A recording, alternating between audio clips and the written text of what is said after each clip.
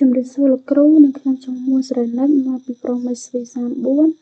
ថ្ងៃនេះខ្ញុំមកធ្វើការងារដែលលោកគ្រូបានដាក់ឲ្យធ្វើទាក់ទងទៅនឹងការ create shortcut key នៅក្នុង Ubuntu នេះជា comment ដែលខ្ញុំយកមកប្រើដើម្បី create shortcut បានយើងត្រូវ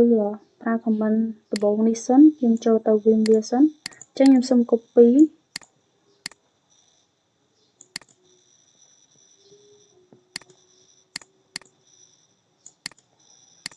តោះមកយើងយក path នៅក្នុងនេះមកហើយ enter មក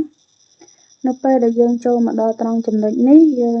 ចុច clear out ដើម្បី insert អញ្ចឹងយើងចុច I តោះមកយើង enter ចុះមួយមករួចយើងនឹងវាយ comment មួយទៀតដែលខ្ញុំសូមបង្ហាញនេះជា comment ដែលយើងត្រូវ insert វាចូលដែលមានឈ្មោះមួយស្រណិចនិងមាន comment ដែលយើងចង់បង្ហាញពីអីមួយនៅក្នុងហ្នឹងអញ្ចឹងខ្ញុំសូម copy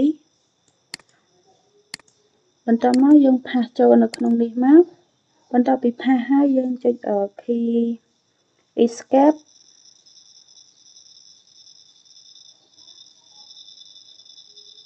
ដើម្បីបញ្ចប់វាយើងចុច key escape មកបន្ទាប់ពីចុច key escape ហើយយើងត្រូវចុច shift ចុច2មក shift ចុច2ហើយយើងវាយពាក្យ WQ ដើម្បី save ហើយចាក់ចេញអញ្ចឹងយើង enter វាមក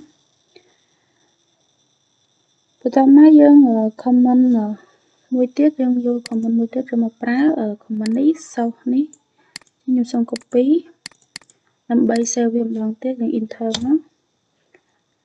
បន្ទាប់ពីយើង comment ហើយយើងអាចប្រើ shortcut នឹងបានហើយដោយយើងវាយឈ្មោះមិញមកដូចជាមួលសេរីនិច MOUN មួលសេរីនិចតោះមកយើង enter នេះគឺជា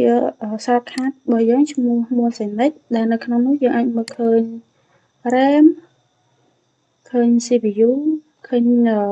HDD ហើយនឹង network ហើយនឹង time ដែលយើងបានបង្ហាញនៅក្នុងហ្នឹងអញ្ចឹងការងារនេះខ្ញុំសូមបញ្ចប់ត្រឹមហ្នឹងអរគុណលោកគ្រូ